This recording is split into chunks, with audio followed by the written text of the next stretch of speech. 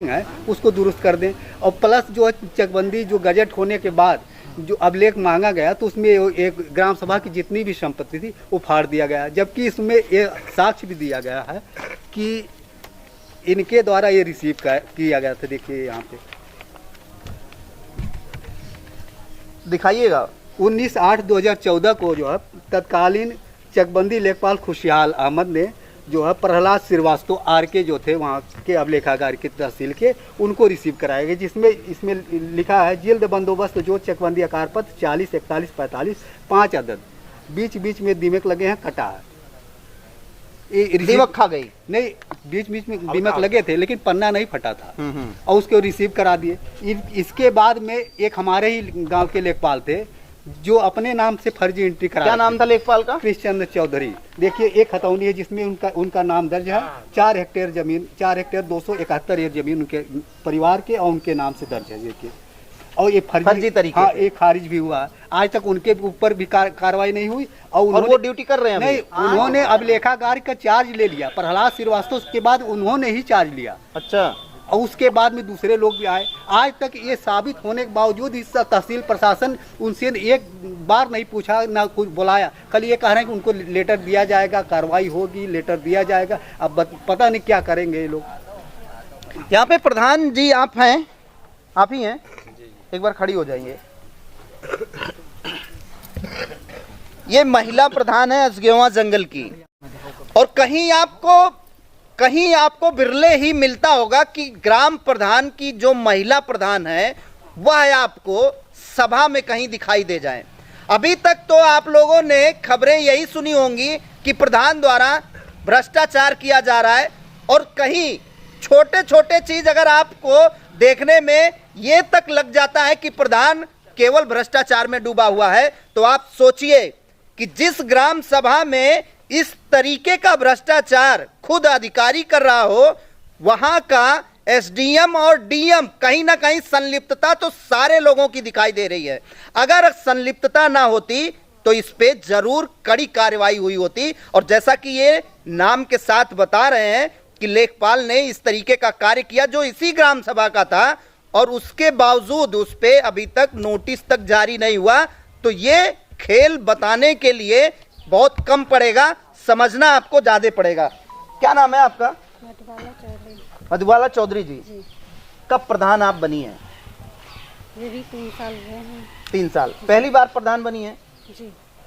इससे पहले जो प्रधान थे आरोप उन्हीं पे सारे चीज ये लग रहे हैं, वही थे जी। इससे पहले हरिराम यादव थे प्रधान जी। अच्छा, क्या ये पूरा मामला आपको कब संज्ञान में आया और आपने ये निर्णय कब लिया कि महिलाओं के साथ आप खुद ही, या जो यहाँ के ग्राम सभा के पीड़ित लोग हैं, खुद जाके बैठेंगी? जब हमारी सुनवाई कहीं नहीं हुई, ना तहसील, वहाँ तहसील पे हुआ ना और कहीं हुआ, तो हमें मजबूरन यहाँ पर बैठना पड़ा। तहसील पे आप लोग गए? बिल्कुल गए थे, कई बार गए। मुख्यमंत्री जी से भी मिले थे। मुख्यमंत्री से भी मिल के आ गई हैं जी।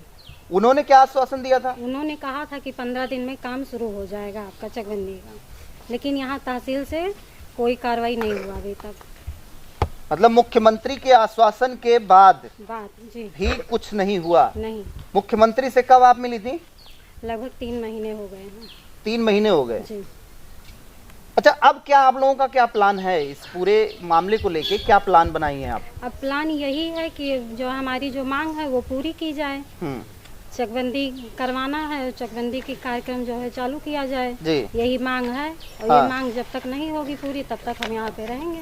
ये मांगे आपकी यही है ना जी? एक बार दिखाना वहाँ पे, कैमरामैन साहब, सामने भी लगा हुआ है ये आमरण अनशन। आप लोग आमरण अनशन पर बैठ गए, तो आपको क्या लग रहा है, आर पार की लड़ाई अब की बार? बिल्कुल है। अब या तो रॉन्ग हो या राइट हो। नहीं, रॉन्ग तो इसमें सारे जो कर चुके हैं, ये जैसा कि इसमें अभिलेख में दिखाई दे रहा है, रॉन्ग तो सारे अधिकारी ही कर रहे हैं। आप लोगों ने ये कैसे सोचा कि जब हम लोग आमरण अनशन पर बैठेंगे तब ये कार्य होगा? जब हम लोग दौड़कर थक चुके हैं तब मजबूर होके हमको यहाँ बैठना पड़ा। मतलब उत्तर प्रदेश सरकार में महिलाओं के साथ साथ सबको मरना ही पड़ेगा तभी ये कोई कार्य होगा क्या? बिल्कुल वही होगा। जब काम नहीं होगा तो मजबूरी बस करना पड़ेगा। मजबूरी है हमारे पास। तो आर पार की लड़ाई है। तो आप लोग अपने ये सचिवालय पे बैठ गए जी।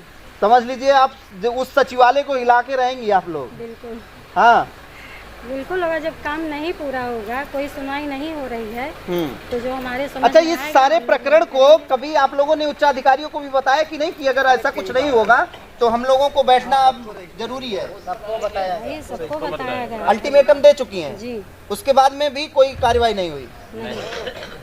तो आज का धरना क्या उच्चाधिकारियों को पता है कि वो लोग बैठ रहे हैं? अधिकारी को तो पता है कि हम लोग यहाँ बैठे हुए हैं, तहसील पे भी पता है, डीएम साहब को भी पता है। इन लोगों में से जो- किसी का अभी तक किसी भी तरीके का फोन या आप लोगों से मिलना या इस विषय को लेके बात करना कुछ हुआ? फोन तो आया था लेकिन फोन उठा नहीं है। अब जिसको जो कहना हो किसी भी अधिकारी को या कोई भी साहब हो आकर यहाँ पे कहें जो कहना हो। अब हम लोग बहुत थक चुके हैं। अच्छा, अब हम कहीं नहीं जाएंगे, अब हम यहीं पे रहेंगे। अब आप जाएंगी नहीं, अब आप बुलाएंगी? अब उनको जो कहना है वो आके जनता के सामने कहें। बहुत हो गया अलग अलग बात। बहुत हो गया। ये बात कहीं ना कहीं सही है। जो प्रधान होते हैं ग्राम सभा के, उनके ऊपर अपने आप में ही बड़ी सारी जिम्मेदारियां होती हैं और कहीं ना कहीं उनपे ये भी आरोप लगता है कि वो उच्चाधिकारियों से जाके मिलके काम करवा लिए या कुछ ले दे के वो भी बैठ गए या डर के बैठ गए। लेकिन जब लोगों के बीच में आके और खुद अधिकारी अपनी जो वो जिस तरीके से कार्य किए हैं, जिस तरीके से भ्रष्ट सिस्टम के हिस्सेदार बने हैं, इन लोगों के सब बीच आके बताएंगे कि हमारी कितनी संलिप्तता है, वाकई में ये लोग तभी पूर्णतः विश्वास करेंगे कि कौन कितना सही और कितना गलत है।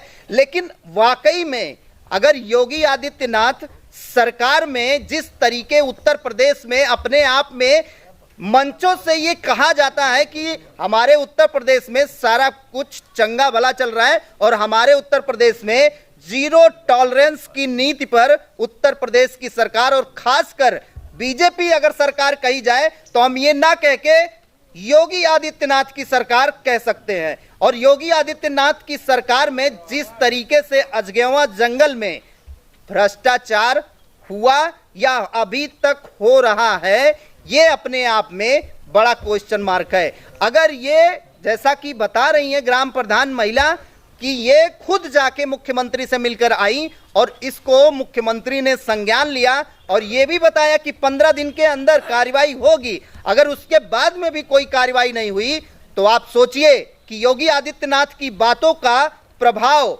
उनके जो ये अधिकारी हैं वो कितना सुन रहे हैं और कितना मान रहे हैं। अगर मुख्यमंत्री की बातें ही नहीं सुन रहे अधिकारी तो फिर आम लोगों की या प्रधानों की बात तो बहुत दूर की बात है। फिलहाल अगर कवर करने पे आएंगे और अजगेवा जंगल को कवर करेंगे तो शायद पूरे बस्ती डिस्ट्रिक्ट की मीडिया अगर यहाँ पे आ जाए तो ये सारी गुत्थियां तो इतनी जल्दी शायद सुलझने का नाम नहीं लेंगी। लेकिन समय समय पे अब इस ग्राम सभा को दिखाना बहुत जरूरी है और योगी आदित्यनाथ तक पहुंचाना जरूरी है कि उनको ये पता चल पाए कि उनके अधिकारी उनके पीठ पीछे या उनके संज्ञान में क्या कर रहे हैं। फिलहाल जो भी इस सारे मामले पे आपका अपना विचार होगा जरूर बताइएगा। अभी आप लोग देख रहे थे रिपब्लिक न्यूज़ टीवी, मैं अमरमणि मिश्रा।